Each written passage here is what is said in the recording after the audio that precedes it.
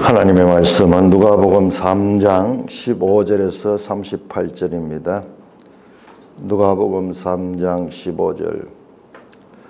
백성들이 바라고 기다림으로 모든 사람들이 요한을 혹 그리스도신가 심중에 생각하니. 요한이 모든 사람에게 대답하여 이르되 나는 물론 너에게 세를 베풀거니와 나보다 능력이 많으신 이가 오시나니 나는 그의 신발끈을 풀기도 감당하지 못하겠노라. 그는 성령과 불로 너에게 세례를 베푸실 것이요 손에 키를 들고 자기의 타작마당을 정하게 하사 알곡은 모아 곳간에 들이고 죽정이는 꺼지지 않는 불에 태우시리라.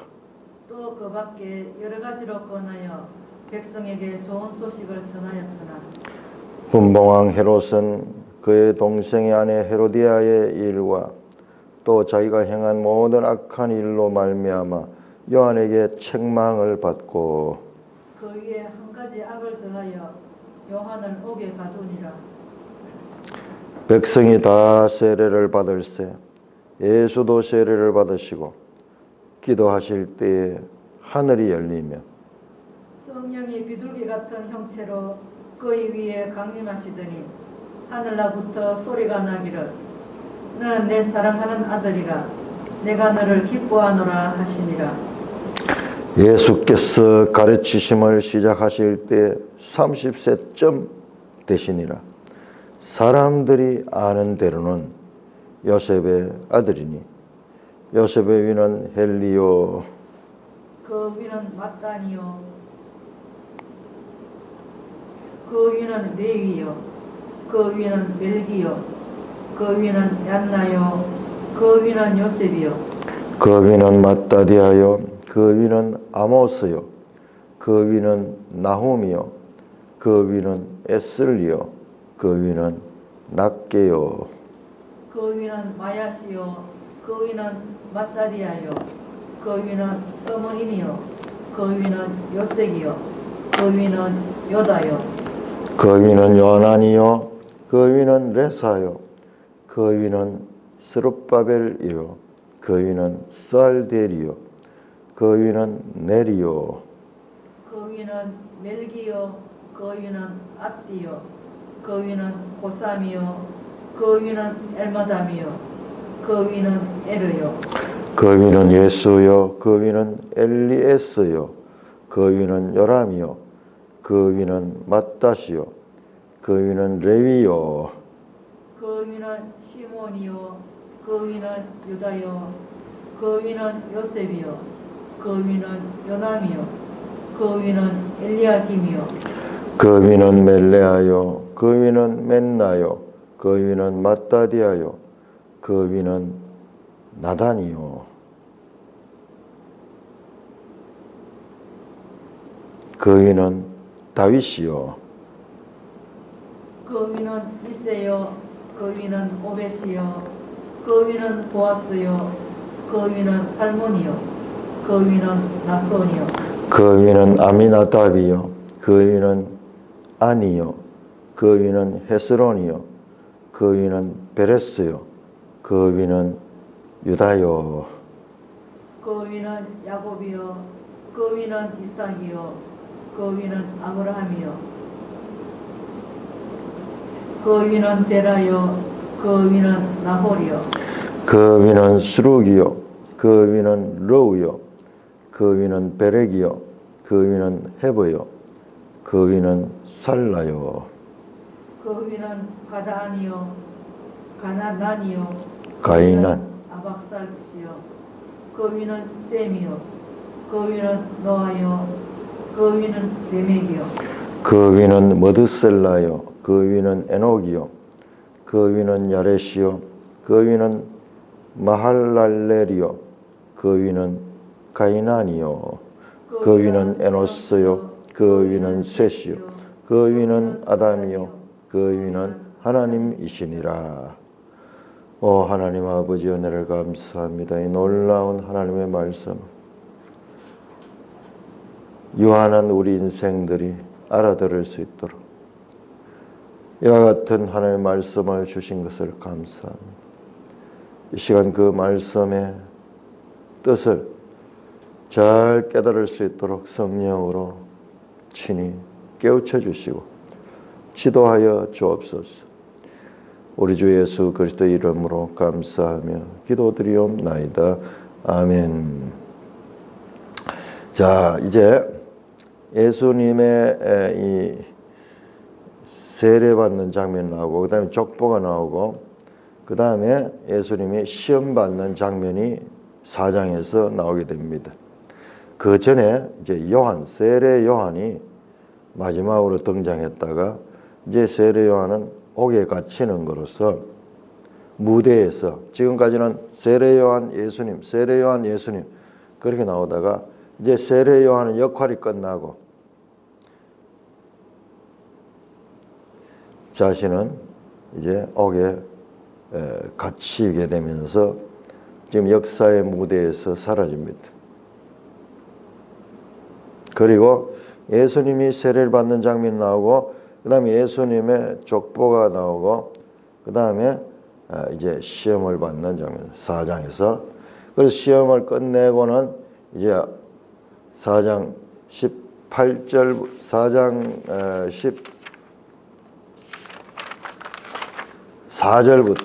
14절부터 이제 갈릴리에서 자 우리 4장 14절 한번 볼까요? 1절에 예수께서 성령의 능력으로 갈릴리에 돌아가시니 그 소문이 사변을 벌고 이때부터 이제 갈릴리 사역이 시작되는 거예요. 지금까지는 예수님의 사역의 준비 기간 그리고 이제 본격적인 예수님의 사역이 갈릴리서부터 시작되는 내용이 나옵니다. 그러면서 이제 세례 요한의 끝, 세례 요한은 그 역할을 다하고 역사의 무대에서 사라집니다. 마치 연극 무대 페이드 아웃 하듯이 점점 사라지고 이제 새로운 그가 길을 닦고 그가 예비하고 그가 소개했던 메시아 예수 그리스도께서 이제 사역을 시작하는 장면으로 나오고 있다는 말씀입니다. 15절에서 20절까지 해서 이제 세례 요한의 기사는 마무리됩니다. 자, 15절에서 18절 세례 요한의 설교가 나오는데 그 설교의 핵심 내용은 뭐냐? 예수 그리스도가 메시아시다 하는 거예요. 예수 그리스도가 메시아시다. 15절입니다. 백성들이 바라고 기다림으로 모든 사람이 요한을 혹 그리스도신가 심중에 생각했다. 자, 백성들이 바라고 기다렸다. 메시아 대망. BC 400년경 이후로 선지자들도 없고 그리고 그들은 그 선지자들의 예언을 따라서 메시아가 오실 것을 기다리고 있는데 현실은 그렇지 못했습니다. 언제 올지 기약 없었어요. 하마나 기다렸지만은 오지 않았습니다. 400년이라는 시간은 우리로 지금 한번 생각해보세요. 우리가 지금 언젠가 조선시대 조선시대 임진왜란 나고 뭐 이럴 때예요. 오늘날은 그래도 무슨 이런 문서를 통한 역사적인 자료들이라도 있고 이러지만은 그 고대 시대에 400년은 그야말로 완전한 단절이에요. 그럼에도 불구하고 이 유대인들은 그 선지자들의 메시아에 대한 소망을 기억하고 바라고 있습니다. 이 기록 문서가 없으면은 참 우리의 기억력은 너무나 연약한 거예요. 한 세대가 가기 전에 모든 있었던 이야기들 다 잊어버릴 수 있습니다. 기록이 얼마나 중요해요. 그 백성들이 계속해서 외적의 지배를 받았습니다. 저 바벨론의 지배를 받고 그리고 페르시아의 지배를 받고 그런 다음에 이제 그리스의 또 지배를 받고 그런 다음에 또 로마의 지배를 받는 이 400년 동안 세계 가장 강대국들이 이스라엘을 지배하고 그 가운데 왕도 없고 그렇지만은 그들은 하나님의 택한 백성이라는 자부심은 가지고 있어. 그러면서 백성들이 바라고 기다렸다. 메시아를 기다렸다. 그러니까 사람들이 요한이 메시아가 아닌가 그렇게 생각하는 거예요. 요한이 그리스도신가 심중에 생각하니 크리스토스. 이게 히브리어로는 메시아예요. 기름 부음 받은 요한이 그야말로 우리가 기다리던 그 메시아가 아닌가. 그래서 사람들이 요한에게 묻고 요한을 따랐습니다. 그러자 요한이 답합니다. 16절에 모든 사람에게 대답하여 나는 물로 너에게 세를 보고 나보다 능력 많으신 이가 오시나니 나는 그의 신발끈을 풀기도 감당하지 못하겠나. 자신은 능력 많으신 분, 그 메시아의 길을 예비하는 사람이다. 확실하게 자신의 정체성을 이해하고 있습니다.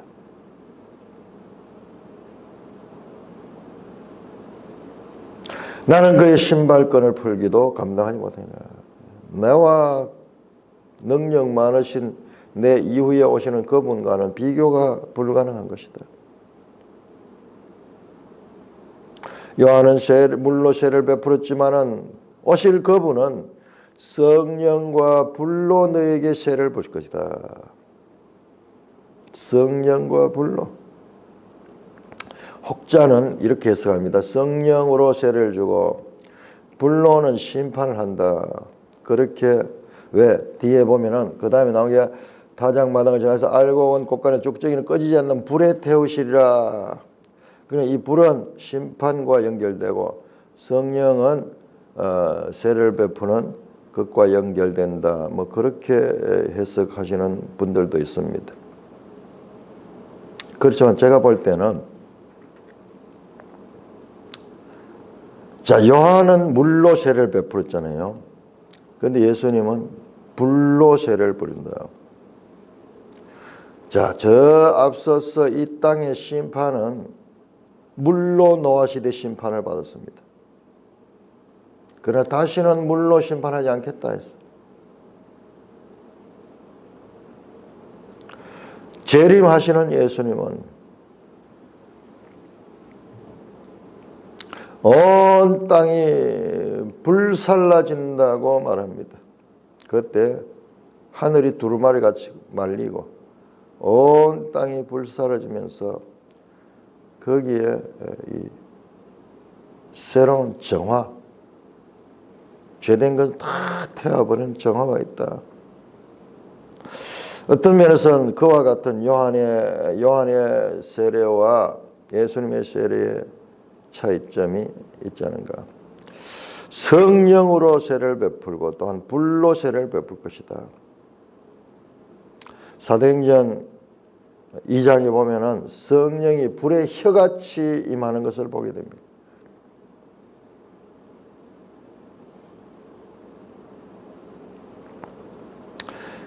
자신의 세례와 오실 분의 세례는 차원이 다르다. 그분은 오셔서 손에 키를 들고 자기 타작마당을 정하게 하사 알곡을 모아 곳간에 들이고 죽정이는 꺼지지 않는 불에 태우시는 심판주로 오신다. 성령과 불로 세를 베풀어 그 성령 세를 받은 사람은 살게 될 것이고, 그리고 그 불로 심판을 당하게 될 자들도 있다.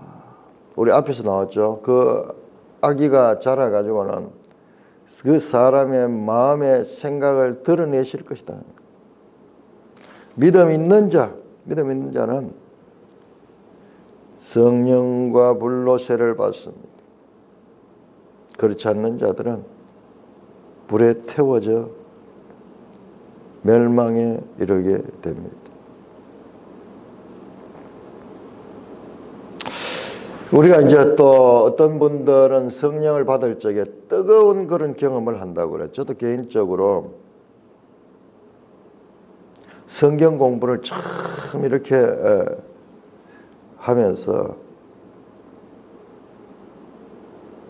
마가복음부터 시작을 해서 공부를 했는데 그 첫 시간부터 기억이 나는데요. 가슴 속에 불같은 뜨거움이 팍팍 이렇게 폭발하듯이 그랬던 것이 계속 이어졌던 것을 경험합니다. 그런 개인적인 체험을 절대 할 수는 없습니다만은 성령과 불로 갈 적에 이와 같은 초대교회 성령이 임할 때 불의 혀같이 임했던 그런 역사들, 그리고 지금도 하나님 말씀을 가지고 성령으로 사역할 적에 불같은 그런 역사들이 일어나기도 합니다. 18절이면 또 그 밖에 여러 가지로 권하여 백성에게 좋은 소식을 전했다. 메시아에 대해서 설명하고 그 다음에 여러 가지를 권하여 백성에게 좋은 소식, 이 좋은 소식이 유앙겔리온, 복음이에요. 복음, 기쁜 소식. 그렇게 그는 회개하는 자에게는 성령의 복을 주고 회개하지 않는 자에게는 심판의 불을 그들에게 내리게 된다는 말씀을 전하고 여러 가지를 권하여 백성에게 좋은 소식을 전했다. 자, 그래서 우리가 그 지난번에 그것도 봤지만 요세푸스 기록에 보면 세례 요한에 대한 기록이 있는데 사람들이 세례 요한을 절대적으로 따랐어요. 그러니까 통치자들이 두려워하는 거예요. 저 요한이 반역을 일으키게 되면은 큰 화근이 되겠다 하는 생각을 가졌어요. 분봉왕 헤롯은 자기 동생의 아내 헤로디아의 일로 또 자기가 행한 모든 악한 일로 말미암아 요한에게 책망했다. 요한은 그 당시에 이 분봉왕이었던 헤롯의 악행에 대해서 윤리적인 도덕적인 악행에 대해서 고발하고 책망했습니다. 자기의 동생의 아내였던 헤로디아를 자신이 아내로 취하는 거예요. 지도자가 이 로마 시대에 보면은 황제들도 그렇고요. 이상하게 근친상간을 많이 해요. 그 많은 권력을 가지고 좋은 사람들 많이 있는데도 불구하고 자기의 그 이 누이라든지 뭐 이런 근친상간하는 그런 이야기들이 많이 나옵니다. 성적으로 이상한 도착 정세에 빠졌던 것 같아요. 그 로마 황제들도 보면은 그런 사람들이 많이 나와요.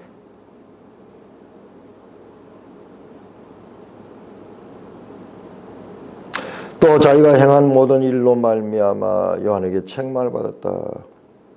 비도덕적이고 그리고 백성들을 통치하는 데 있어서 악행을 했는 거겠죠. 요한이 그것을 지적을 하는 거예요. 오늘날 정부가 교회에 대해서도 부당하게 과잉하게 아니 그 넓은 예배당에 사람을 20명밖에 못 들어가게 합니다. 그건 무슨 기준이에요? 자기들은 뭐 어떻게 하는데요? 자기들 직장생활 다 하고 다 하면서 왜 교회에는 그런 가혹한 그것도 일주일에 한 번 모이는 교회는 법의 형평성이 없어서 그 번이 보고도 지금 다 당하고 있는 거예요. 우리같이 이런 작은 교회는 이게 한 사람이 감염이 되면 다 퍼질 수 있겠지만 그 넓은 공간에 방역 수칙을 지키잖아요. 그런데도 방금 뉴스도 보니까는 예수 비전 교회 그것도 이제 정말 기독교 방송이라는 뉴스가 교회가 예배를 강행해가지고 빈축을 잡고 있다. 사람들이 그런 식으로 지금 말하는 거예요. 참 우리가 언론이 가지고 있는 저 악행은 저것을 어떻게 심판해야 될지 몰라요. 선동하고 예배를 강행했다.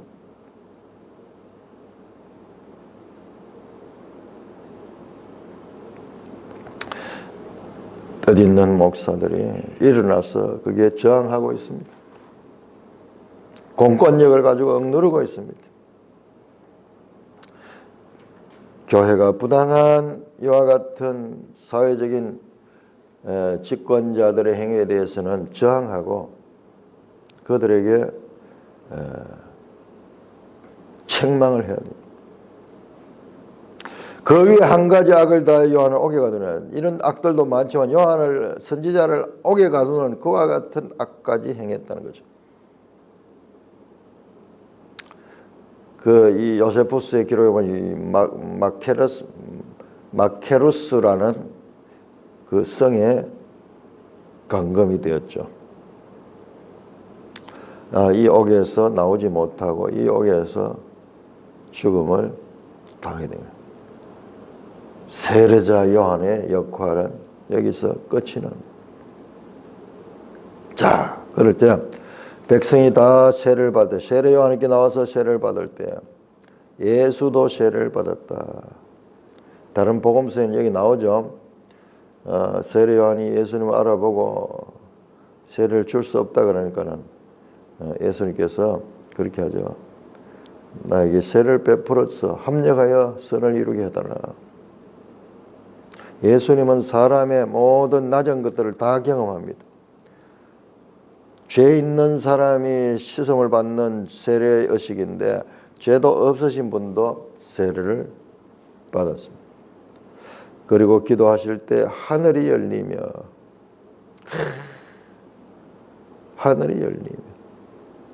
성령이 비둘같은 형체로 그 위에 강림하신다. 자, 예수님이 이제 공생의 사역을 처음 할 때 하늘이 열렸습니다. 십자가에 돌아가실 때 또 하나의 하늘이 열렸는데 이 성소 휘장이 위에서부터 아래까지 찢어지며 하늘이 열려버렸어요. 성령이 비둘기 같은 형체로 그 위에 강림하시다.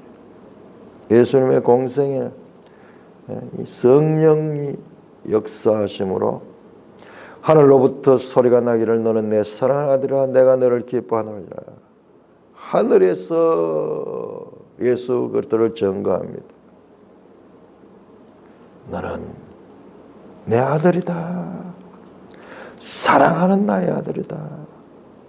내가 기뻐하는 아들이다. 시편 2편 7절에 나오는 그 말씀이 나타납니다. 예수 그리스도는 하나님으로부터 하나님의 아들로 인정받습니다.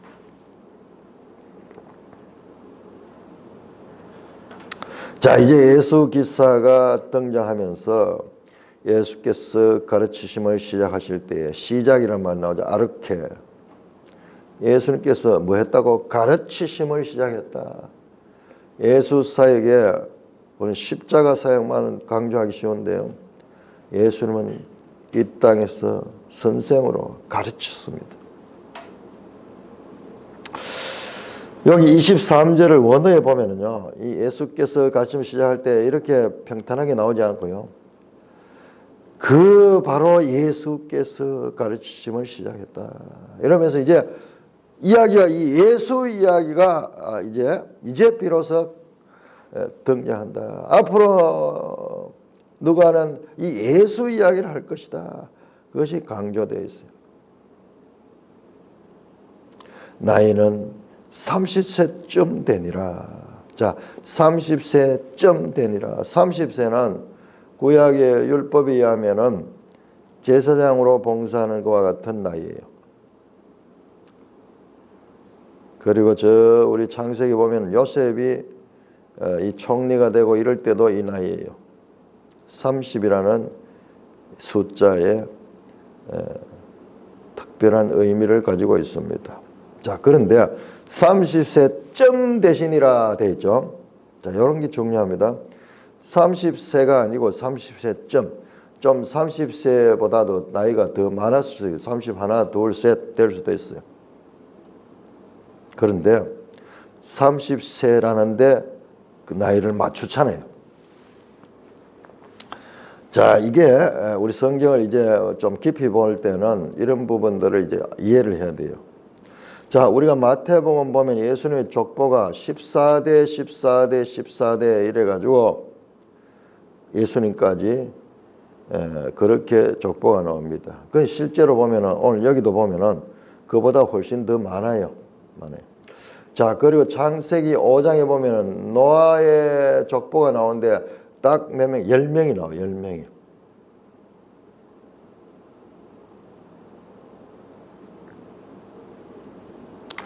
그것은 뭐냐 그러면 이 성경을 기록할 적에 그 수를 맞추는 경향이 있어요. 수를 맞춰서.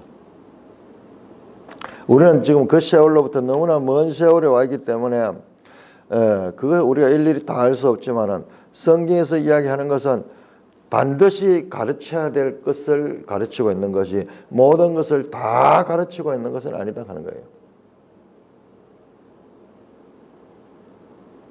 그래서 30세라는 그 나이에 맞춰 뭐야? 예수님은 율법에 순종하셨다는 거죠. 난지 8일 만에 할례를 받았죠. 40일 만에 정결 예식을 취했죠. 그리고 매 유월절을 지켰죠. 그리고 사역도 율법을 따라서 순종하셨음을 우리는 여기서 알 수 있습니다. 사람들이 아는 대로는 요셉의 아들이다. 자, 예수님은 바로 앞에 나왔죠. 하나님의 아들이죠. 하나님이 사랑하는 그 아들, 하나님이 기뻐하는 그 아들인데, 근데 이제 예수님의 족보가 나오는데 사람들이 아는 대로는 요셉의 아들이다. 요셉의 위는 헬리요, 그 위는 mat단이요. 우리 성경에 이렇게 번역이 되어 있는데 이 원어상으로 보면요, 요셉은 헬리의 아들이고 헬리는 맏닷의 아시고 맏닷은 레위의 아들이고 이런 식으로 누구의 아들은 the son of Yosef. 그 위는 이게 전부 다 손으로 돼 있어. 아들 그 누구의 아들이고 누구의 아들이고. 사람들이 아는 대로는 요셉의 아들이다. 참, 이 말씀이 한번 보세요. 하나님의 아들이시다. 예수님은 본질적으로 하늘로부터 인정받는 하나님의 아들이다. 그러나 사람들이 아는 데는 요셉의 아들이다. 예수 그리스도의 신성과 예수 그리스도의 인성, 이 두 가지를 이야기를 하면서 그다음에 4장 한번 봐서 4장 마귀가 시험하는 장면이 4장 1절 13절 나오는데 마귀는 예수님이 하나님의 아들인가 3절 마귀가 이르되 네가 만일 하나님의 아들이면 9절에도 네가 만일 하나님의 아들이다. 자, 예수가 하나님의 아들인가 아닌가? 예수가 하나님의 아들인가 아닌가? 사람의 아들인가 하나님의 아들인가? 자, 이 주제를 지금 말씀하고 있는 것입니다. 하늘로부터 인정받고 그리고 사람들이 아는 데는 요셉의 아들이다. 예수는 누구신가? 마귀는 하나님의 아들인가 아닌가를 시험합니다. 그 시험에서 예수 그리스도는 하나님의 아들이심이 드러나게 됩니다. 하나님의 아들, the Son of God, 하나님의 아들은 우리 성경의 가장 중요한 주제입니다. 가장 중요한 주제.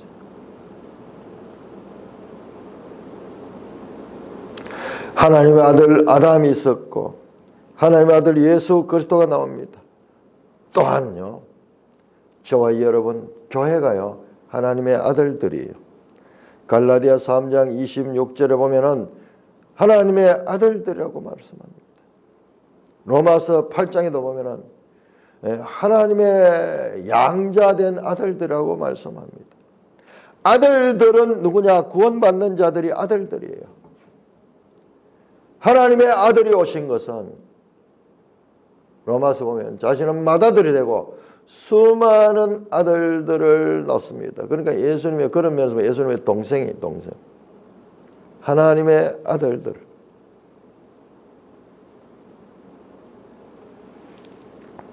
자, 족보가 쭉 나옵니다. 요셉으로부터 어디까지? 아담까지 나옵니다. 자, 여기 족보를 보시면은요, 이 족보에 대해 가지고, 자, 족보를 보시면요, 자, 순서가 어떻게 됐냐? 거꾸로 되어 있어요. 마태복음은 위에서 아래로 내려오는데 여기는 지금 밑에서 위로 올라갑니다. 그리고 누가복음은요, 마태복음의 족보보다도 순서가 뒤에 나오죠. 마태복음 시작할 때 나오는데, 그 다음에 이 순서 저 위도요. 마태복음은 아브라함으로부터 시작이 됐잖아요. 그런데 누가복음은 훨씬 더 올라가서 저 아담으로부터 시작을 합니다. 자, 그래서 다윗까지 보세요. 31절에서 31절 후반절에 다윗으로부터 시작해서 38절에 저 아담까지, 그 위에는 하나님까지. 이 족보는 마태복음과 똑같습니다. 순서만 다르죠. 마태복음은 위에서 아래로 왔고 여기는 밑에서 위로 올라가는 거죠. 다윗까지. 그러니까 아브라함, 다윗 더 올라서 아담까지 포함합니다. 아담까지. 하나님까지 포함입니다. 그러니까 마태복음보다도 누가복음의 족보는 훨씬 더 멀리까지 소급해 간다. 마태복음의 족보는 유대인 족보예요. 유대인으로서의 예수 그리스도. 그러나 누가복음의 족보는 그 이상입니다. 하나님의 아들, 유대인이 아니라 유대인이 생기기 이전에 온 인류의 조상이 되는 그 조상을 가진 예수 그리스도. 예수 그리스도는 유대인의 하나님이 아니라 온 인류의 하나님이심을 우리는 여기서 알 수가 있습니다. 그러니까 마태복음을 기록한 목적과 누가복음을 기록한 목적이 달라요. 마태복음은 유대인의 왕으로 오신 분. 그리고 결정적인 차이가 보세요. 자, 다윗까지는 다른데 다윗의 아들부에 가면은 솔로몬이 없고 나단이 등장합니다. 나단? 우리 나단 그러면 선지자 나단을 생각하시는데 그 선지자 아니에요. 나단, 다윗의 아들입니다. 자, 우리 지도 162쪽을 보겠습니다. 162쪽. 162쪽은 다윗의 가계도가 나오는데 쭉 보면은 다윗의 아들들 제일 밑에 보세요. 다윗의 아들들. 자, 아내도 많죠. 아내도 많고 이래가지고 아들들이 많습니다. 다른 아들들 있습니다. 자, 그런데 밧세바로부터 난 아들들인데 솔로몬, 나단, 소밥, 시므아. 다말로부터 다말은 자녀가 없었죠. 다말은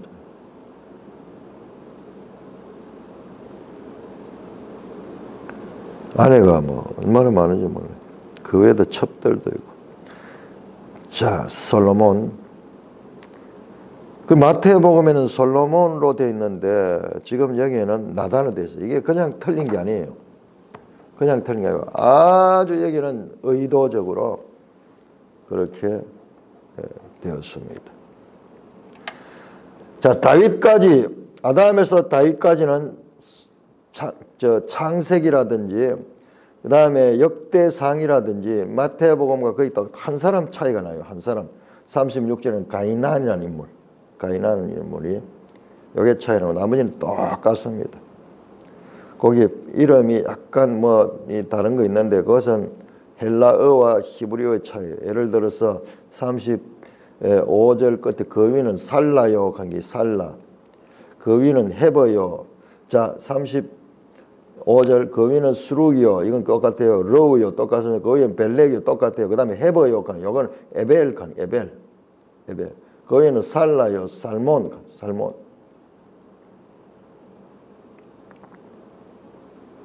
살몬이 아니라 살몬은 저기 나오네요. 살몬이 나오는데요. 자, 여기 음상이지 여기 다른 인물이 아니에요. 그런데 가이난이라는 인물은 이 36절에 나오는 가이난이라는 인물은 처음 등장하는 인물이에요. 그러니까 거의 지금 똑같아요. 자, 우리 중요한 것은요. 제가 그걸 앞에서 말씀드렸죠. 마태복음이 14대 거기 다윗이라는 이름이 그 14수를 가지고 있어요. 거기에 맞춘 족보예요. 모든 족보가 아니에요. 아니 성경이 그러면 그렇게 꾸며졌단 말이요? 그렇습니다. 편집되고 정리된 거지 그냥 모든 사실을 다 기록해 한 게네요. 말씀드렸죠. 창세기 5장에 노아의 족보도 딱 10명으로 그렇게 했던 것, 그리고 7째에 이 에녹이 등장하고 이런 것들도 정리된 거예요. 정리된 거예요. 모든 조상들의 이름이 다 들어가 있지 않습니다. 그거 알아야 돼요. 그럼 우리는 이제 성경대로 그대로 믿는다고 생각하면서 아니 그러면은 성경에 뭐 어떻게 믿을 수 있나 편집되고 그런 게 아니에요. 하나님은 그걸 통해서 우리에게 뜻을 전하는 거예요. 문자에 갇힌 분이 아니에요. 그럼에도 불구하고 문자를 무시하지 않습니다. 사실을 무시하지 않지만은 그러나 그 사실은 해석된 사실이에요. 자, 나단부터 해서 쭉 그 밑으로 요셉까지 나오는 인물들은요. 성경에 안 나오는 인물이에요. 처음 나오는 인물이에요.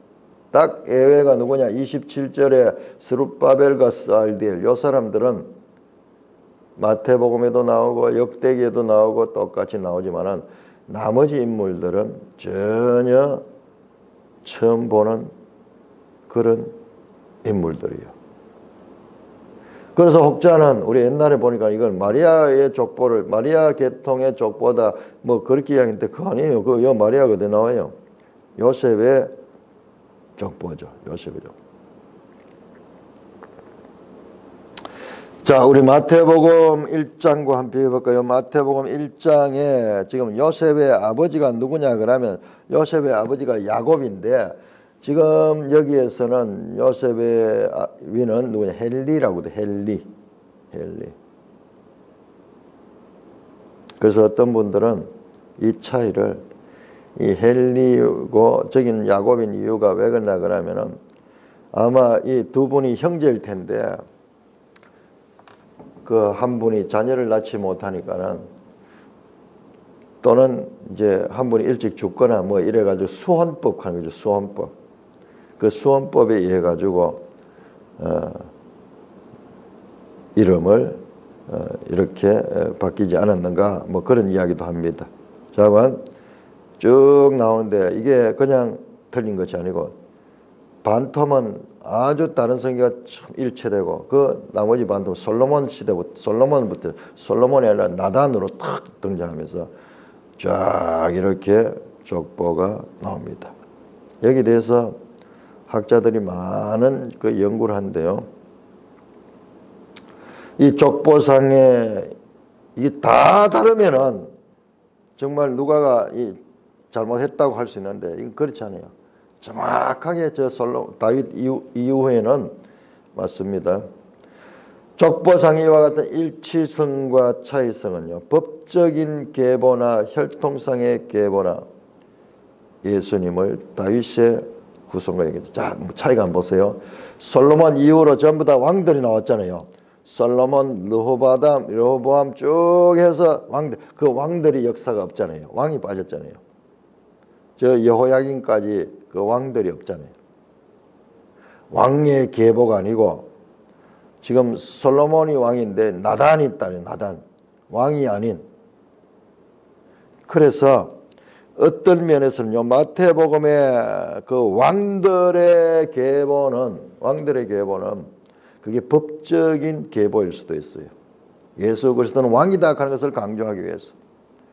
어떤 면에서 이 누가복음에 나오는 이 계보는 이것이 혈통상의 예수 그리스도의 계보가 있지 아니한가, 그렇게 생각을 할 수 있습니다.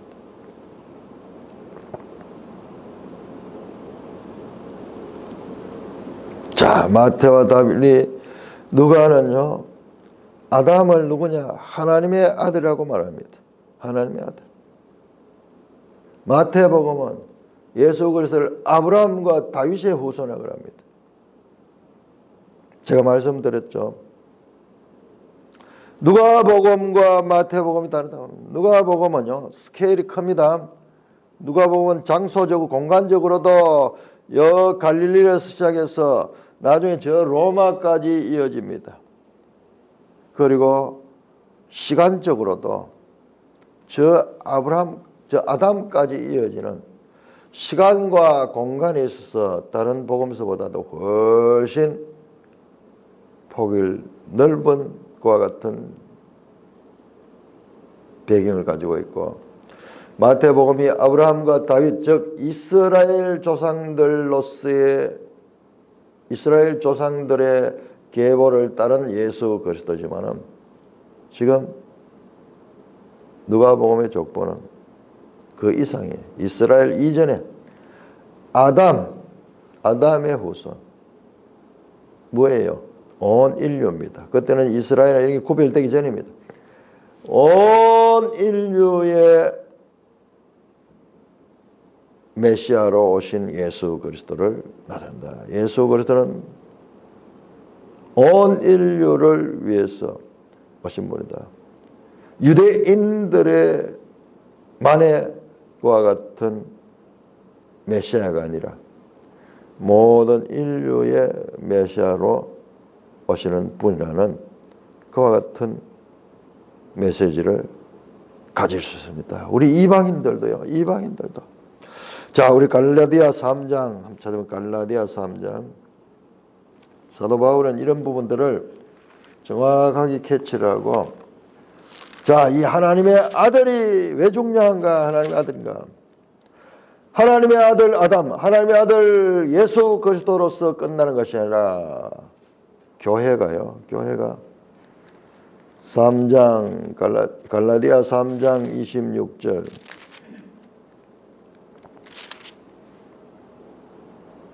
자, 믿음이 오기 전에는 3장 23절부터 보면요, 우리는 율법 아래 매인바되고 계시될 믿음의 때까지 가신다. 이같이 율법이 우리를 그리스도께로 인도하는 초당교사가 되고 우리가 이거 믿음으로 말미암아 의롭게 하기를 함이라. 자, 율법 아래 있는 자들이 믿음으로 구원받는 것을 알게 되는 거예요. 알게 되도록 하기 위해서 율법 아래 한시적으로 매였습니다. 25절입니다. 믿음이 온 후로는 우리가 초당교사 아래 있지 아니하다. 믿음이 온 이후로는. 26절, 너희가 다 믿음으로 말미암아 그리스도 예수는 하나님의 아들이 된다. 누구든지 그리스도 합하기 위하여 세를 받는 그리스도로 옷 입었다. 여기는 누구냐? 너희는 유대인이나 헬라이나 종이나 자유나 남자나 여자나 다 그리스도 안에서 하나다. 너희가 그리스도의 것이요 곧 아브라함의 자손이요 약속대로 유업을 받으리. 이 말은 아브라함의 혈통적 자식이 아니라 그와 같이 믿음의 아브라함의 후손을. 그러니까 이 중간에 이 율법 시대, 모세 율법 시대 그 이스라엘의 역사 이야기는 이것은 특수한 목적을 가지고 된 이야기고, 하나님은 원래 그와 같은 유대인이나 이방인이나 차별이 없는 분이다.